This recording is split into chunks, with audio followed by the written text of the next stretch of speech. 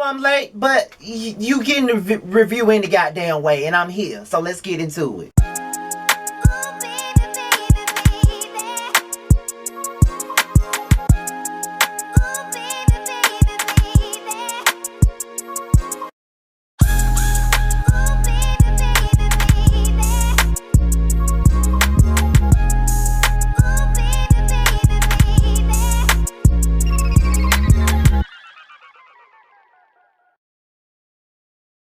What's going on, y'all? This be your boy Scotty, and we're here for another review of Chasing Atlanta Season 4, Episode 6. So let's get on into this shit, okay? We pick up where we left off with last week, okay? Now, everybody knows that we had a birthday party for Troy.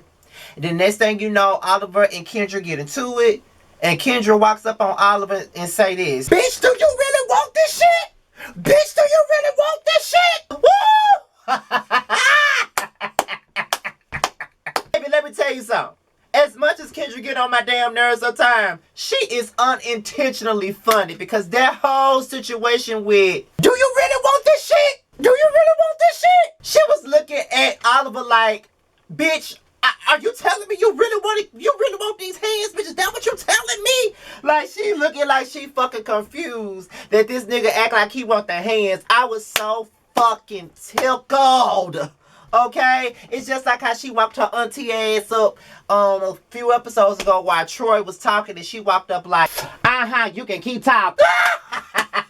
That bitch is fucking funny. Y'all just wait. That bitch is fucking hilarious. They fighting. Chairs are thrown. People getting taken out. Dominique mad and shit because he ain't eat. Travis steady eating his food. Oliver calling him a fat ass. It's just a lot going on right now. They finally get outside and Troy say, bitch, open up my trunk. And I'm like, what the fuck he got?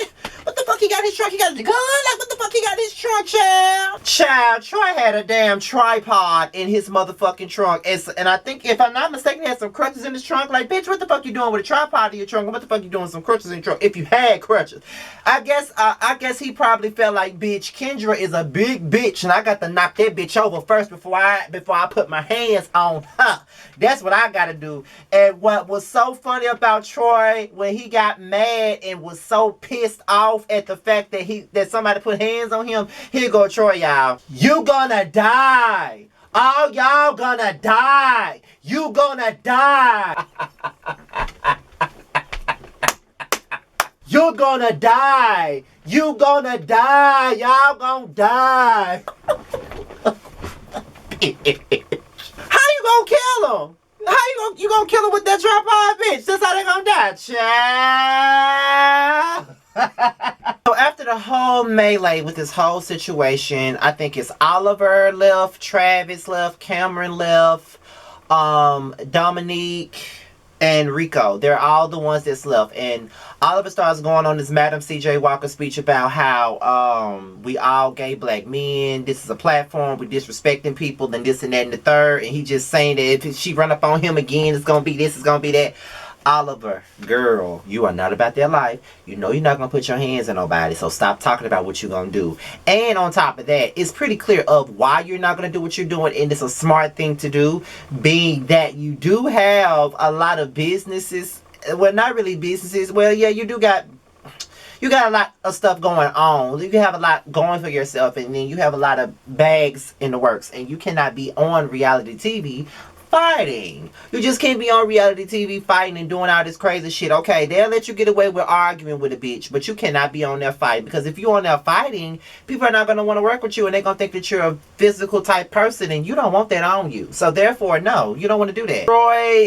Troy just ready to fight, pretty much. Like, Troy always ready to fight, though. Like, he was ready to fight at the fucking reunion, so he just had to let the people know that he witty. So Dominique finally addresses Travis about this whole situation where he pulled him down and all this stuff. Very light, and it don't matter, but they finally got a chance to talk about it. It's over with. Travis felt some type of way because he felt like, bitch, this happened months ago. Why are we still on this? And honestly, Dominique, why are we still on this and this happened months ago, child? Like, come on now. But as long as they done got past it and we ain't got to hear about this shit no more, I'm good. And I like Travis and I like Dominique as well, so yeah, I ain't got no issue with neither one of them. I like both of them, but y'all know I'm gonna read y'all when y'all need to be read, then. Y'all know that, right? So Lauren is doing a photo shoot. I'm guessing it's for her brand new hairline or whatnot. And in the midst of the hairline photo shoot, she gets a phone call and she's planning for her video shoot. So Lauren is really gonna go full throttle with this music shit that I just don't fucking believe in. I'm all for anybody going after their dreams. Cause bitch, I'm going after a dream right now. Sitting in front of this camera in my closet, my walk-in closet at that, with my ring light right behind me and my notes on my telephone in this chair that my mama got me from a rummage sale, and my background that I got from Amazon. I am following my goddamn dreams too, if you're really being honest about it. I'm following my dreams too. I am. I'm trying to do my best to get myself out there and do what I need to do. You know what I mean? As a media personality, as a blogger, as whatever you want to call me. I'm trying to follow and chase my damn dreams too. I have a podcast in the works. I'm trying to do something that really fits me. I don't think that music is what really fits Lauren. But then again, I'm not none of Lauren, so I can't tell her what she can and can't do. I can just say that I'm not feeling the music. I can't take it seriously. That's just me though. Okay, so Rico meets up with a familiar face of someone back from his hometown there in Atlanta, and he's talking to them. And obviously, Rico been going through a lot of stuff. He recently almost lost his mother. He doesn't really have nobody that he can really connect with on that level. You know, he's cool with Dominique and all of that type of shit, but he needs someone that he can really confide in. At this point, he's practically new to the scene, so he don't know nobody. And I felt him, you know, like it's like he got to come out again. You know, he's talking about the troubles of being an openly gay rapper and things of that nature. And it's very hard. Like, people really believe that when we talk about how hard it is being a black gay man and how certain opportunities are not open for us to have, it's pretty obvious. Like, don't you know that there's a lot of people that are in the industry that's probably gay and they cannot be themselves because record labels execs don't believe in pushing out, like, maybe if you were like a gay, like an R&B singer, you could probably get away with it, but as a rapper you cannot get away with it. And it took, but I will say that Lil Nas X gave us hope that there's a chance for an openly gay rapper to really be out there in the industry and doing their thing. But you know, sometimes people don't want to work with you just because you're gay. Some people don't want to do, like, I know in my hometown, when I first started with the interviews this year and trying to grow my channel, there's a lot of local artists in my hometown. And there was one in particular that I know, and I had reached out to him about, you know, do you have anything that you want to promote? I promoted on my channel. Do you want to do an interview with me? You know, you're local here, but I attract people from all over. If you want to do an interview with me, I'm open. He never responded, you know what I mean? But I feel like if I was anybody else, then the nigga would have responded. It's just my personal opinion, so it can be like that sometimes. But ultimately, Rico gets the comfort that he needs, and I really felt for him in that scene. You know, it was like, oh, we love you, Rico. We love you, because Rico is a good guy. I can tell that he's a good guy, and we all want to see him win, so shout out to Rico. So Oliver is sitting there with his makeup artist, and the next thing you know, a dude walks in, and the dude winds up being Oliver's boyfriend by the name of Quez. And what was so disheartening to me was when we were watching the show live and everybody was in the chat, everybody was just going in on this man, like talking about him like a dog, like talking about how unattractive he was. And a lot of them were gay men talking about how unattractive he was. And to be honest, I know that everybody has a preference and all of that other stuff, but I just feel like it's a bunch of,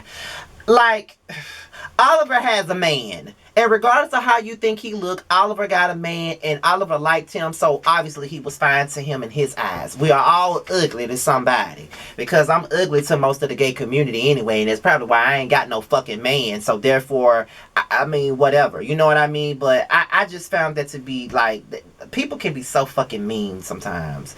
Like, it doesn't matter how he looks to you. It seems like Oliver is very happy with him, and that's all that really matters. But on the flip side, I'm kind of confused, because he was just sitting at the house with some other nigga trying to flirt with him, talking about marriage and shit. So where the fuck did Quez come from, Oliver?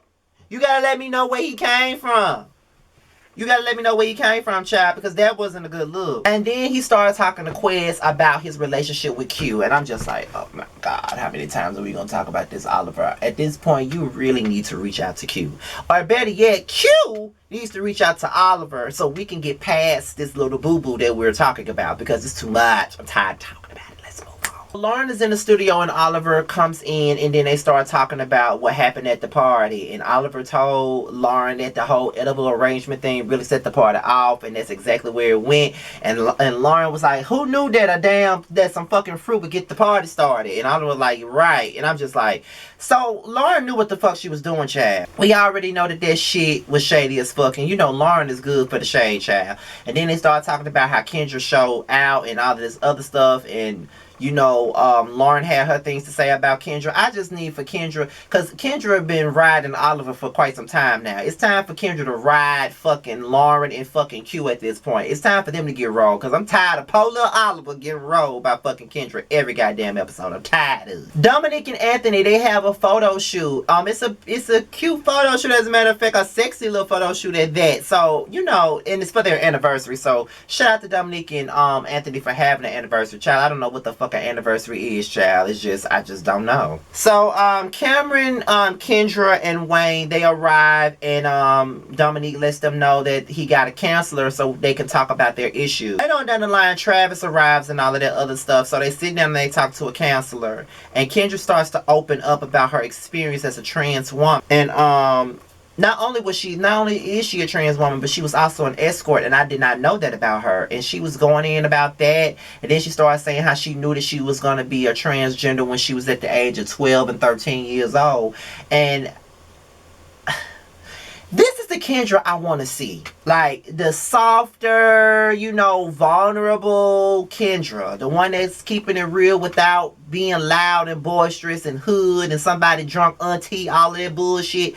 This is the Kendra that I want to see. And as much as she get on my nerves sometimes, Kendra will make you root for her. It's like she does have redeemable qualities. It's just that she takes a lot of things personal. And I think a lot of the times that she takes things personal because she has gone through a lot in her past, and people may have doubted her, done her wrong, shitted on her, and she probably just take it really personal. But that's just human nature. You're going to take that shit personal. So I can't really be knocking on her about that shit. But at the end of the day, that is the Kendra that I wanted to see. Honestly, it was like, I was happy to see that side of her. Like, she was open about her life and open about the things that she went through, and it just made me just want to hug her. You know what I mean? Because it makes me notice now that she's not just an angry black woman. You know what I mean? She got a lot of flaws with her, but you know, there's a method to her madness. Let's just say that. But with that being said, y'all, this is my review on Chasing Atlanta. Be sure to like, rate, comment, and subscribe, and share this video, and follow me on all social media.